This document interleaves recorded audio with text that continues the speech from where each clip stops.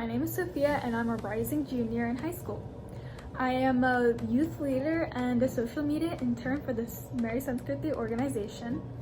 I am also writing my first book with my friend and I'm looking forward to get that published soon. I'm also, for the year 2020-2021, I am my school's Red Cross Club president. So really excited about a lot of things coming my way.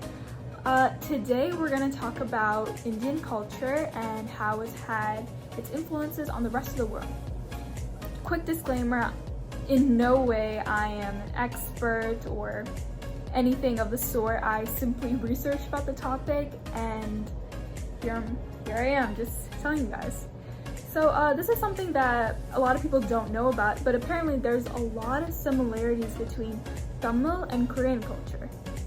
So let's actually start out with the few words. We're gonna compare some language similarities. And so in Tamil, father and mother means appa and amma. In Korean, pretty much the same, appa and omma. Also, older sister-in-law in Tamil is anni, and in Korean it's unni. Now I'm going to pull up a few vocab words that also sound the same. In Tamil, fight means sauta, and in Korean, fight is sauda. Both day in Tamil and Korean, they're both said as na. And also, let's take a look at a few phrases in Tamil and Korean. So when you're describing pain, in both languages you would go appa, as in I'm hurt. And look here in Tamil means inkubare. And in Korean it's igebwa. Come inside means ulewa in Tamil, and come here means iriwa in Korean. Also, quick disclaimer, in no way my pronunciations were near correct, so I don't speak either of the languages, but as you can see, there's a lot of similarities between the two. In terms of food, we have kolkatai from Tamil Nadu and tok from Korea.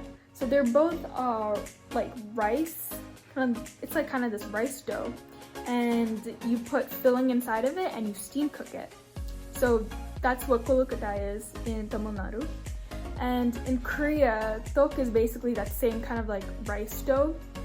And there's a little like more variety in Korea. I know there's tteokbokki and all different types of kind of like using that same material. And another similar food is urugai and kimchi. So urugai is like achar. It's basically, you know, your diced mangoes and pickles, and they are tossed in spices and they're fermented in a pot. Same thing with kimchi, but with kimchi there's cabbage.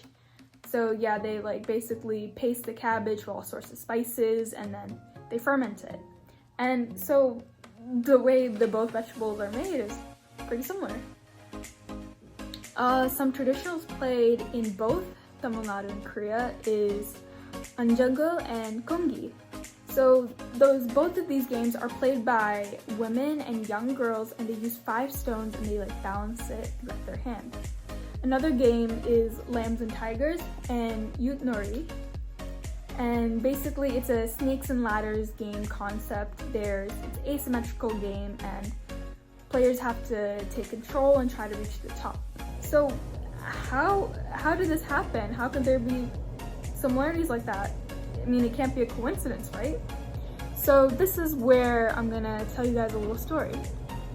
So there are a couple of theories for the reason why this cross-cultural interactions happen, because there's no way that they have words in similar languages.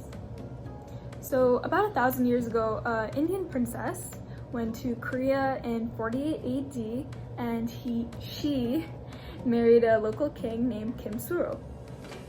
So obviously when a princess is traveling that far away to an unknown land, she would obviously bring her guards and her servants and basically all the courtsmen, courtswomen in her kingdom. So there obviously had to be some interactions between the people from her kingdom and the people in the Korean kingdom. So the princess, the Indian princess, and the Korean king, they started the Kara dynasty in Korea. And because of this, it is believed that some Koreans may have ancestry coming from India. Unfortunately, there is no actual evidence that this interaction even happened, and we don't even know if the Indian princess even existed. Another theory surrounding this is that when Buddhism started from India, it definitely spread all across East Asia and South Asia, and it became a very prominent religion in those places.